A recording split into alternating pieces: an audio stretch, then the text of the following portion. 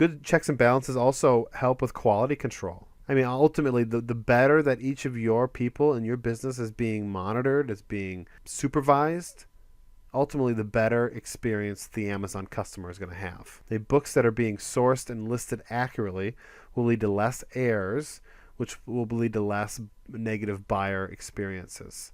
I mean, we get negative feedback all the time from buyers who buy books that say they're very good or say they're in like new condition, but the customer receives it and there's water stains, there's excessive markings. Now, I know that some buyers are not very honest, and so every time I get a negative feedback, I do take it with a grain of salt, but I do know that some of these are legitimate reasons, legitimate complaints, and it's because listers and it's because sourcers are not doing their job to ensure that there's quality control. And so having good checks and balance systems in place will help with that. I'll share with you some examples here in a few minutes. Ultimately, having good, solid Amazon buyer metrics, or seller metrics rather, is very important. And what I mean by that is you want to have a good feedback score. You want to have good customer satisfaction ratings. Like, how often do your customers ask for refunds? How often are they complaining that your books are defective, quote unquote? If that happens enough times, it could have a negative effect on your Amazon account. So I'm going to share with you my system. And then we'll kind of go through some examples of the different things that I do to put checks and balances in our business, and then you can use those examples and apply them to yours, and you'll help to protect your business from theft. You'll help your business be run more efficiently, and you'll help the quality of the books that you're coming out with, you're producing, you're selling on Amazon to be the greatest it possibly can be. So first off, as I alluded to a few slides ago, we separate the positions. We have book listers, we have book sourcers, and we have book sales managers. And the idea is that if we segregate those responsibilities, there's going to be, ingrained in there naturally a system of checks and balances. If the book sourcer claims that they buy 200 books, but they only drop off 150 at the book lister's house, and then the book lister lists those books, and we look at the reports and we see only 150 books were listed when 200 were claimed, that's going to put up red flags. But if the book sourcer is doing the listing too, he or she can be bringing books home all week and then have a stack of books and be shipping out of the stack, and we really never even know how many books they still have left at their apartment and how many books that they're what they've sourced. I mean, it's just such a mess, such a confusing mess. It can be really frustrating, a lot of ambiguity.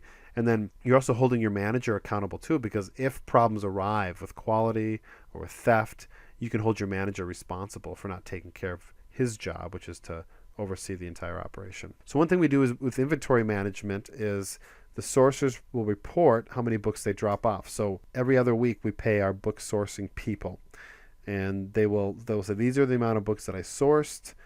So here's what you owe me as a finder's fee. Here's what all these books cost, and they'll send us copies of the receipts, and then they'll submit that to us. What we can do then is the lister will also fill out a very similar report. They'll collect the books. They'll say how many books they collected from that sourcer. They'll say how many books they listed from that sourcer. And then as long as those numbers match up, we're good. But if the sourcer says 100, 150 and the lister says only 100, then that would be a perfect time to get the book sales manager involved and figure out why there's these discrepancies.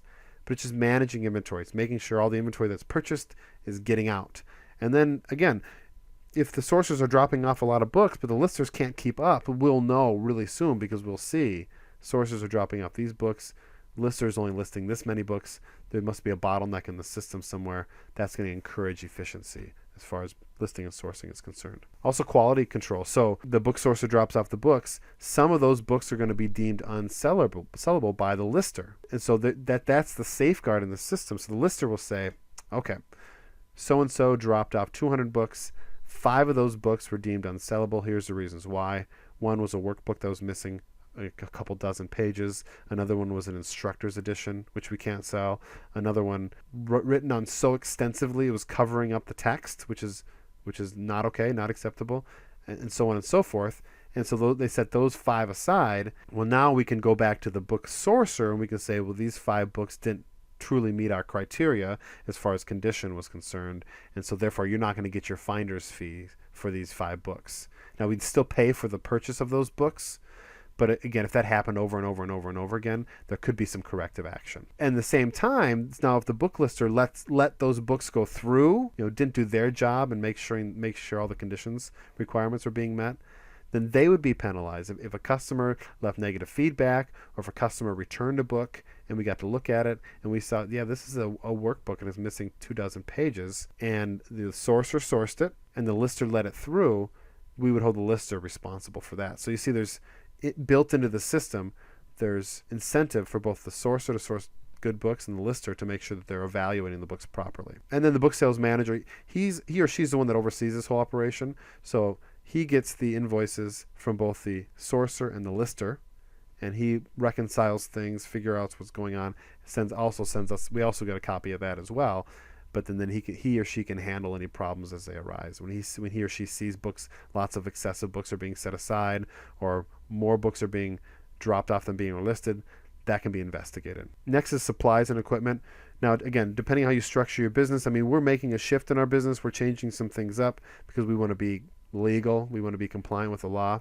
But if you are purchasing supplies and equipment for your people, what we have done is we put together a list of authorized supplies. And if they're bought online, which a lot of them are, we have links. And so if you want to buy labels, you buy from this link. If you want to buy tape, well, you go to Walmart and you buy this exact kind of tape, or these exact kind of boxes. And if it's not on the list, then it can't be purchased. And obviously there's a handful of things that they can purchase, replenishable supplies. If it's equipment, we make those purchases. They don't make those purchases. Like if their scanner gets broken, or if their PDA breaks down, then we'll take care of those expenses. But then only authorized things.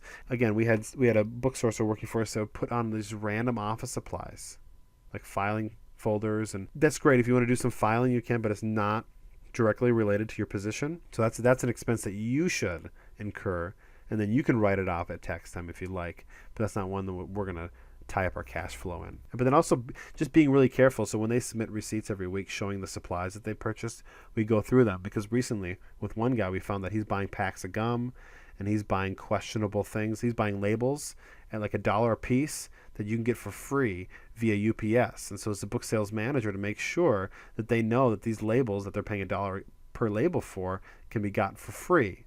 And I'm not really sure why that wasn't happening. I'm not really sure why he's the one taking advantage of the free labels, but he wasn't. We were able to catch that by looking at his receipts. So negative feedback can be an adverse reaction to not having good checks and balances in place. And if somebody gets negative, if we receive negative feedback, embedded in the MSKU of each of the items that are listed is the full first name of the list of the sourcer, followed by a dash, and then the initials of the lister, followed by a dash, and then a number, which is just cumulative, keeps going up. And so when we get negative feedback on an item, we can tell who sourced that item, who listed that item, and when it was purchased. But then we can go to the lister and we can say, this customer, took pictures of and provided feedback on this book as being not meeting the description. And there can be some corrective action there. We could take away their 25 cents listing fee, off their next payout, or we could just obviously contact the book sales manager, and we can figure out the best way to handle that problem. Obviously, if it happens once in a while, it's not a big deal. But if it becomes a regular occurrence, then it does need to be something that's addressed. And you can't really address things like that if you don't have a good system in place.